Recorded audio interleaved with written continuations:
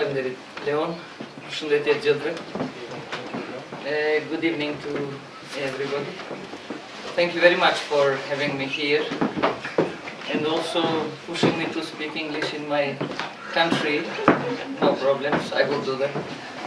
Yes, Leon is my friend, but also he was supportive to the dialogue.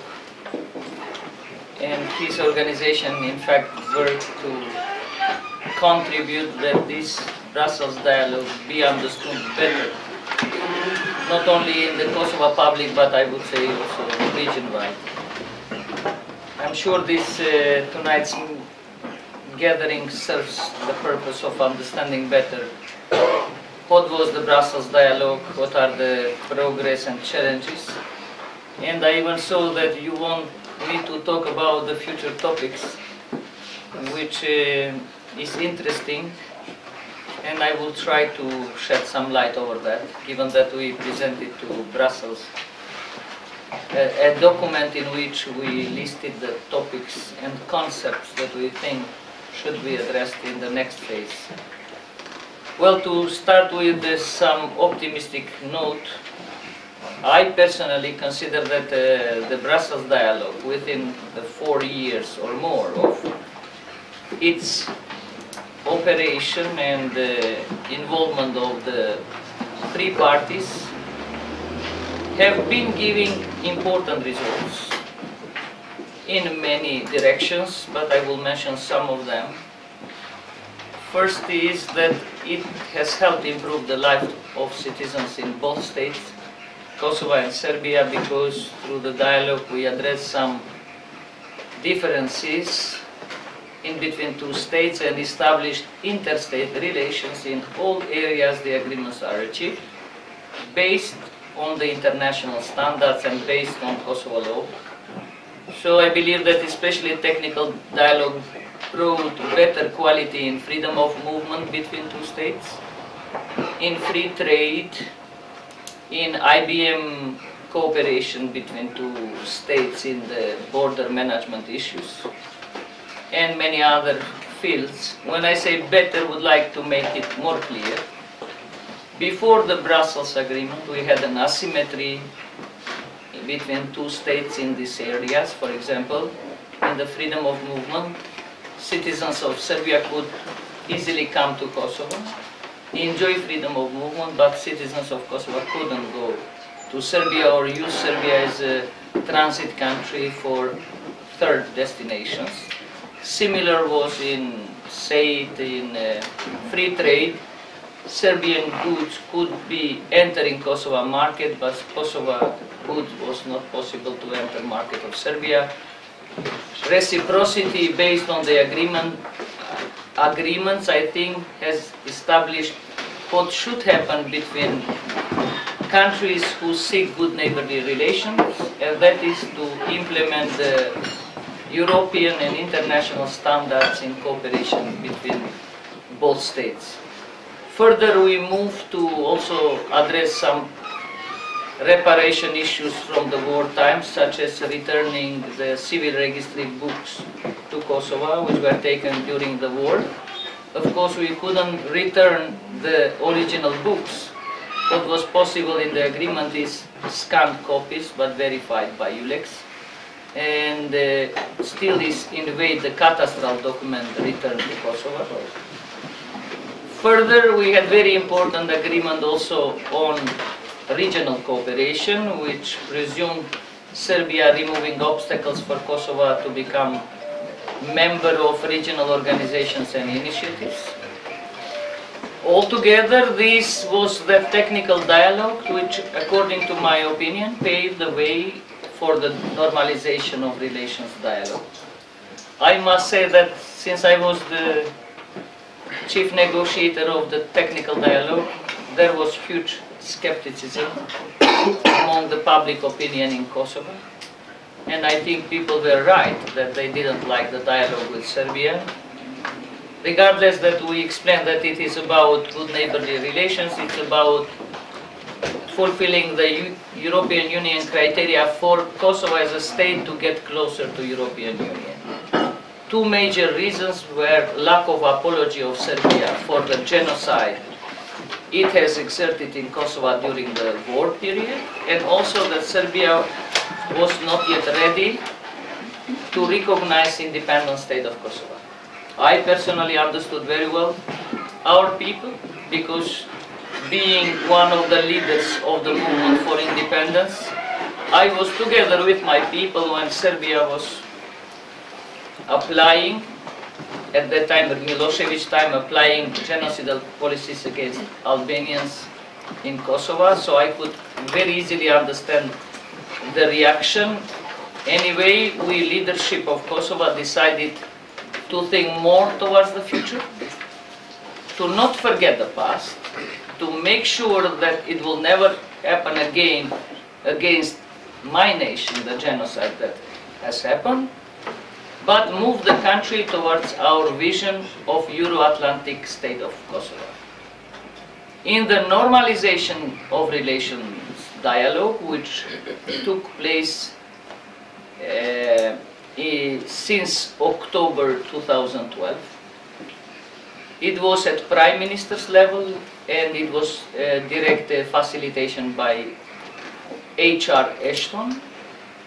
After so many months, we saw the agreement on normalization of relations between the Republic of Kosovo and Serbia, and this agreement addresses certain issues such as issue of security, issue of justice, issue of integration of the municipalities of the northern part of Kosovo into the Kosovo constitutional order, or Kosovo independent state system. Plus, there is the issue that both countries should not stay in a way of each other in the European Union integrations. Since then, we are speaking of April 2013, I can say that in this agreement we have seen important progress. I would call most important progress is the one that this agreement, thanks to the fact that it was calling for northern municipalities to take part in the local elections of the Kosovo state in 2013, I can say after a year and more that we have these municipalities operate in democratic and legal terms. There is more and more cooperation between central government of Kosovo and these municipalities. They have adopted the statutes in harmony to Kosovo's law, and lately we are working hard to help them prepare budgets that should be approved by government and in the future by parliament. So this is the first time that these four northern municipalities are in direct cooperation with Ministry of Finance and other relevant ministries, so to prepare the draft budget that can be adopted and agreed. Further, I think it's very good exercise, because this is the first time that legal mayors are maybe understanding that in order to be supported financially, you have to invest, to work hard, to prepare realistic and sound budgets. It was very interesting, I would say, this whole process. We are finalizing that. In the meantime, we are working also to establish legal administrations which should support these municipal organs. It is another challenge of transition, given that we have to bring ex-illegal civil servants which worked in illegal administration and those who work with Kosovo legal administration together, but our principle is that this process should be inclusive, so we have to have all of them on board and try to, through some plan of integration, to accommodate all these people. For the security, I think that success story is dismantlement of ex-police, which were parallel structures of Ministry of Interior of Serbia. They are fully dismantled, and we also fully integrated the policemen into Kosovo police, including the ranking process. In the security, the challenge remains dismantlement of so-called paramilitary structure of civil protection structures. We as Kosovo has presented the integration plan, but unfortunately Serbia is not willing to present dismantlement plan. We asked as a first step from Serbia to undertake legal adjustments to remove this structure from the law on defense of Serbia and from the Ministry of Interior organizational structure, because these paramilitary structures in fact have an origin in Serbian laws and Serbian government structures. Further, in the justice, the parallel courts and the prosecutorial office is closed down.